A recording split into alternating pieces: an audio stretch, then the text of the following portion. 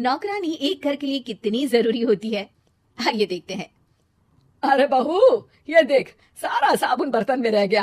ये नौकरानी कोई काम नहीं करती, गंदा काम करके चली जाती है और ढेर सारा पैसा ले जाती है। अरे मम्मी जी, उसने तो साफ किया ही था। मेरे ही हाथ से इस ग्लास में सर्फ गिर गया था। अरे बस कर झूठी, उसे बचाने के लिए सारी जुगत लगा ले, लेकिन मैं तो इसे निकाल कर ही रहूंगी। हमारे जमाने में ना कोई नौकरानी थी और ना ही ये चिकने बर्तन। चूल्हे के जले बर्तनों को राख रगड़ कर साफ किया करती थी मैं। अरे माँ जी, मैं कहाँ बचा रही हूँ उसे। और वैसे भी आजकल नौकरानी जरूरत नहीं, स्टेटस सिंबल बन गया है। अब आप बताओ, मैं मुन्ना को नीचे घुमाने ले जाऊं तो लोगों से क्या बोलूं? झाड़ू पोछा खुद लगा रही हूँ। लोग सीधा यही पूछते हैं कि कौन सी नौकरानी काम कर रही है तेरे घर पर। अरे बस कर, ये भी कोई बात होती है? मम्मी जी, आप नहीं समझेंगी।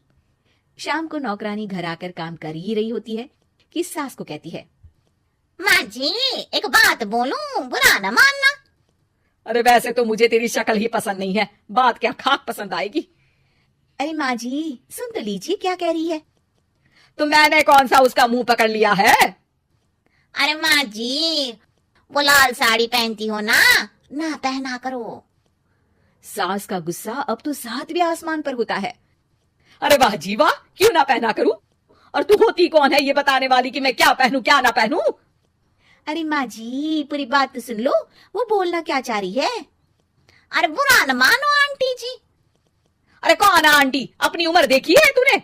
2-4 साल ही छोटी होगी मुझसे और मुझे आंटी बोल रही है। बहू सर पर हाथ रख लेती है। अरे अच्छी खासी उम्र दराज हूँ और आंटी ना बोलूं?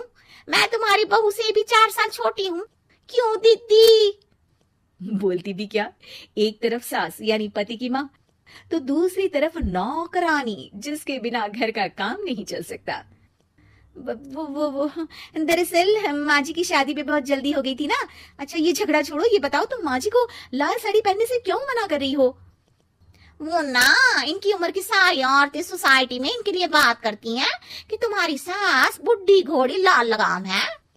बहू को ये सुनकर गुस्सा आ जाता है। अरे वाह वाह, कौन बोलता है जी? खुद क्या है यहाँ की औरतें, बाल सफेद लेकिन टाइट जींस और कोई कुछ भी पहने।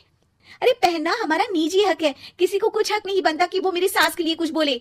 मैं आज ही जाकर माँ जी के लिए लाल जींस लेकर आऊंगी, फिर देखो कोई क्या बोलता है। अरे चुप लाल जींस। अरे सुन नौकरानी की बच्ची, जाकर बोल दे उन लोगों से कि उन लोगों की तरह मैं उड़ती नहीं फिरती हूँ घर बार छोड़कर। अपने बच्चों और नाती पोतों में मन लगाती हूँ, ना कि सारा दिन ताश के पत्तों में आंख गड़ाकर 3 पत्ती खेलूं। नौकरानी वहां से चली जाती है। वैसे बहू, नौकरानी के क्या फायदे हैं ये तो पता नहीं, लेकिन सबसे अच्छा तो ये कि पता चल जाता है कि कौन किसके लिए क्या बोल रहा है। सोसाइटी में तेरा नौकरानी रखने का इरादा बिल्कुल ठीक था। अगले दिन उन लोगों के घर की बेल बजती है। बहू दरवाजा खोलती है कि सामने कुछ औरतें खड़ी होती हैं। अरे बहू, कहाँ है तेरी सास? बुला जरा। अरे बहन जी, आप सारी एक साथ आइए आइए, कैसे आना हुआ? अरे 3 पत्ते खेलने आई हैं, क्यों खेलोगी? क्यों नहीं, वैसे भी बड़े दिन हो गए, एंटरटेनमेंट हुआ नहीं। बहू जा जाकर पकोड़े तो बना ला। अरे बस करिए, आगे कुछ पीछे कुछ। वैसे तो कहती है कि परिवार पर ध्यान देती है, हमारी तरह 3 पत्तियां नहीं खेलती। हमने कौन सा परिवार छोड़ दिया? सास सक पका जाती है। अब ये किसने कहा? मैं तो कहती हूँ कि मैं भी थोड़ा बाहर निकलूं। आपने ही तो कमला नौकरानी से ये सारी बात की थी। सास और बहू को अब सारी कहानी समझ आ जाती है कि सोसाइटी की औरतें क्यों भड़क रही हैं। माफ करिए आंटी, मैं छोटी हूँ लेकिन फिर भी पहले तो आप लोगों ने माँ की लाल साड़ी का मजाक उड़ाया था ना। हाँ उड़ाया था, लेकिन उससे पहले तो तुम लोगों ने हमारी जींस के बारे में बात की थी।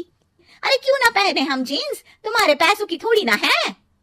सास और बहू सर पकड़कर बैठ जाती है।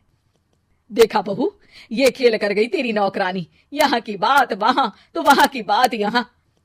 दोनों किसी तरह औरतों को समझा बुझाकर घर भेजती है और कसम खाती है कि नौकरानी को नौकरानी ही रहने देंगी।